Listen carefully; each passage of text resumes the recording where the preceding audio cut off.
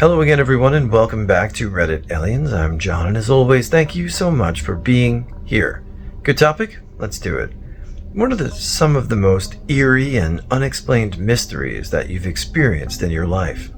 Please remember to like, share, and subscribe. I have an aunt who had lifelong heart problems, and one night her heart decided to stop, and she ended up passing away. My family was throwing a party, and she had left for the night. She decided to come back and take pictures of all the family members for her phone book. Keep in mind, this was when camera phones were a new thing, so she wanted a picture for every number in her book. As she was taking one of the photos, her heart stopped. Her husband, my uncle, a few days later decided to look at her phone and found the last picture she took right when she passed. It was what appeared to be a flash. The flash was shaped like a white dove flying away. She wasn't facing a mirror or anything reflective for said flash to bounce off of. My family thinks that she somehow was able to take a picture of the light right before she passed. I saw the picture over 12 years ago, and I still vividly remember it. It was definitely eerie. TLDR. My aunt may have taken pictures of the light people have claimed to see before passing on. When I was around 12 or 13, I was biking around the neighborhood with some friends. One of them mentioned a house in the neighborhood that was supposed to be haunted, so of course we went to check it out. We got there. It definitely looked like no one was living there. The yard was overgrown and the house looked empty. We talked to another neighbor across the street from the house, and he confirmed the family had moved out, but no one had moved in, and no one was currently there, as he had been doing yard work all day in his front yard and hadn't seen anyone. So we go to check it out. We walked around back and saw more signs it was abandoned. The backyard was empty, but you could see where a table had been before, and there was a small waterfall feature with stagnant water in it full of mosquito nymphs. To our surprise, the back door was left unlocked, so we walked into the kitchen. The kitchen, too, was empty. Nothing in the cabinets, no chairs or table, just the island. No one was living there, which was why we freaked out when the crying started. Suddenly, we could hear a woman crying to herself. We froze in terror, but apparently someone made a noise because suddenly the crying cut off with a sharp inhale, and the woman asked, "Who's there?" We noped out of there, sprinted out of the backyard, through a few neighbors, and didn't stop till we were out of sight of the house. We were all freaked out, but also intrigued. Being young and dumb, we couldn't just end our adventure there. The stories were true. The house seemed haunted. We had to investigate further, so we went back. The house was completely empty. We walked all through it, and even looked upstairs and in the basement. Besides some water damage in the basement, there was nothing of note, just an empty house that had cried an hour ago. I don't know what exactly happened that day, but there was something in that house with us when we first went in. We all experienced the same exact thing, whatever it was. I hope it found peace. A family member's house was always known to be haunted when I was a kid, not in a scary or violent way, just in a kind of creepy, something feels weird way. We had a family gathering there when I was 3 or 4 years old, and I was in the kitchen with my mom and the owner of the house. A fluffy cat walked in, and I pointed at it and said, "Oh, kitty." I remember my mom had a weird look on her face and asked me, "What kitty?" And I pointed at it again. The owner of the house laughed and said, "Looks like the colorful sponge can see Robbie." I don't remember much else, except my mom being really quiet for the rest of the gathering and clinging onto me until we left. Years later, when my owner passed away, I mentioned the cat to my mom, as well as a few other weird things that happened there, and she said she was freaked out because the cat wasn't really there. The owner told her it was an old spirit that protected the house, and only myself and the owner could see it, and the owner had asked my mom to keep an eye on me and let her know if my sight ever progressed into adulthood. I don't think it did.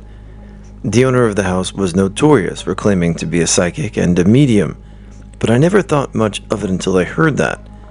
I legit remember seeing that cat and continuing to think of it randomly throughout my life. When I was 14, my parents were having renovations done to our house. The construction company ran over schedule, so they put us up in a hotel for a few weeks. One night, the 5 of us, myself, parents, and 2 siblings, went down to the hotel's pool. And we stayed until the pool closed, which was 9 p.m. We then went to the elevator, and us kids argued as to who got to push the button to the 4th floor, which is where our room was. Next thing we knew, the elevator doors opened on the 7th floor, and nearly half an hour from the time we entered the elevator had gone by. My family jokingly calls me a witch because weird things always happen around me. Like another Redditor in this thread, I sometimes get weird or useless premonitions. Like I know the phone is going to ring, or I know something will fall, or something's going to happen. That being said, I've had a series of coincidences that have made people uncomfortable, like knowing that the fire truck I randomly saw as a child was on its way to my house. No, I didn't start the fire. Or sending an online voodoo curse to someone, and then they got into a horrible skiing accident that same weekend.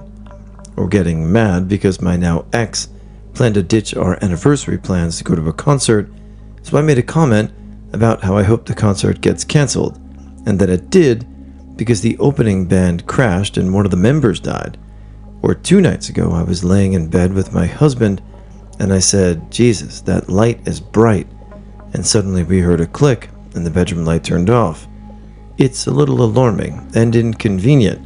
It never happens when I want it to, and I'm terrified whenever I have a nightmare about a family member. Once when I was 14 years old, I was sick with norovirus and curled up in the restroom. I was all alone that day out of school, and my mom was at work. She knew I was sick and was good friends with our doctor, and he could always write us a note and give us prescriptions without even coming in, as long as it wasn't for narcotics. So I'm sitting there waiting for my mother to bring me some antibiotics on her lunch break. The old firing from both cylinders ordeal. I'll spare the details. Anyway, I'm in agony when suddenly I hear a very deep voice tell me to get up and get out of the restroom. I immediately felt better and got out because of the scary voice and adrenaline. As soon as I got out of the restroom, a bullet comes flying through the window and hits the bottom of our toilet, right where my fucking head would have been. Thank you, evil, good, demonic Morgan Freeman voice. I like to think it was an audible hallucination because I was so out of it, and an awesome coincidence. Still makes me wonder though. My great-grandfather lived in that house, and my father described him as a 7-foot mountain of a man with the voice of Satan. Maybe I should thank great-granddad. Who knows?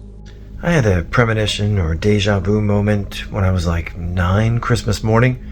I had gotten this G.I. Joe airplane. It was like a Black Cobra jet, and my father was putting it together, and I was across from him, and he was using a fork to try to like pry a piece apart of a plastic wing or something. And I was like, that fork's gonna hit me. And like 3 seconds later, the fork left my father's hand and flung across the room and hit me in the head. That really happened. So, yeah. My father, when I was a baby, claimed that nearly every night late into the morning, he saw a ghost while we lived in my grandma's giant house. This was during the 80s. We lived there for a year. After months of this, the topic came up in front of my grandma. She asked about what he saw.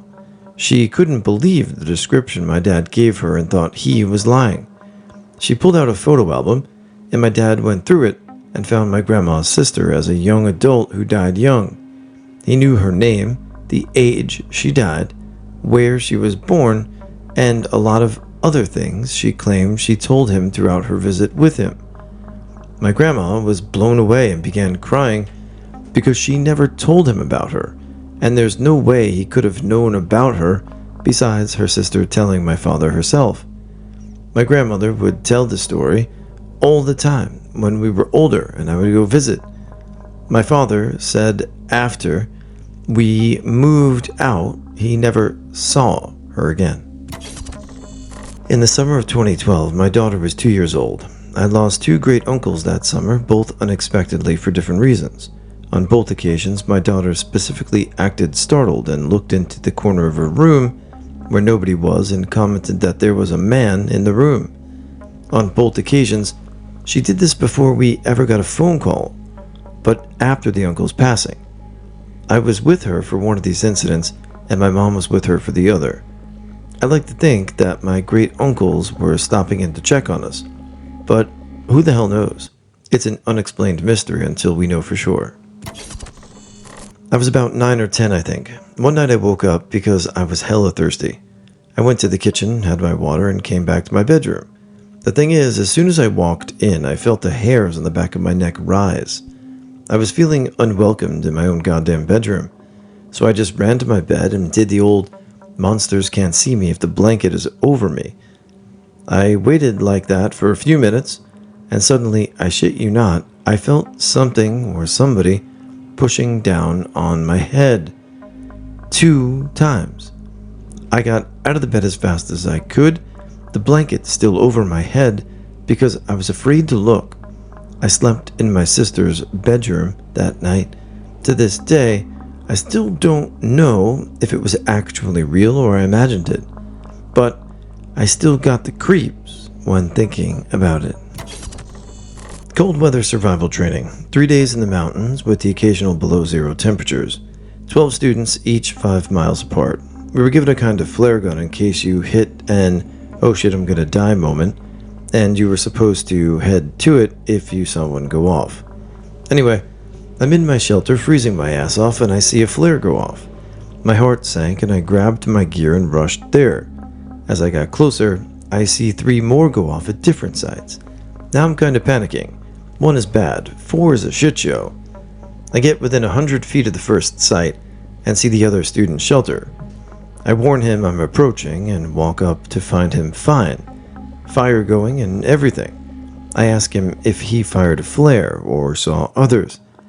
He said nothing and showed me his flares. None had been fired. I checked him out, he looked fine. Still doesn't say anything, which is weird as I thought he might be in shock, so I stayed until he pointed to the door. I take this as my cue, and I just say I'm going to leave if he's all set, and he nods. I walk back toward my site and get an eerie feeling. The whole way, hairs are standing up. I start getting back into my shelter, and there's someone in there. I tweak a little and think it must be another student until he looks up and just stares expressionless. It took me a second to realize it was me, like looking in a mirror. I've never had a more terrible scare. I should not be here feeling in my life. I bolted out of the shelter, tripped and fell. Next thing I know, I'm waking up in my shelter to a cadre member asking if I'm okay and if I'm ready to hike out. Think everything that just happened was a dream. I get up and get my stuff together. As we were walking to meet up with the others, he asked me why I didn't respond to the flares last night. Terrifying. I had a cousin who was pretty normal and happy the first 8 years of her life. One day out of the blue, she started getting really upset if she was ever outside in the woods. Day or night, didn't matter. Eventually, my aunt got her to tell her why. Apparently, whenever she'd be near the woods or an open area, she'd see a huge black wolf just glaring at her, baring teeth. Eventually, she said it started coming into her dreams and telling her it was going to kill her family. These were pretty dark things coming from a young kid's mouth. Then she started saying she'd seen kids come open her door at night and stare at her. They'd shut the door and leave her in the pitch black until she passed out of fear. She said she saw the wolf's glaring eyes at her closet. Now, I've stayed at my cousin's house because me and her older brother were always hanging out in her older brother's room. There were tiny child-sized handprints on the ceiling above the bed. We assumed it was from my little cousin jumping on the bed and touching the ceiling.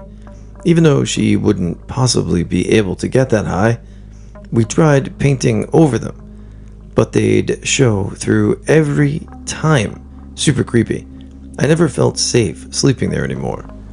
Eventually, my aunt got the church involved with my little cousin because she started saying the wolf was everywhere. At family gatherings, in the woods at my grandmother's house, up north at the cabins, For our family vacation, the pastor came to their home and blessed the house to cleanse it and anything evil. Then one day, it all just stopped.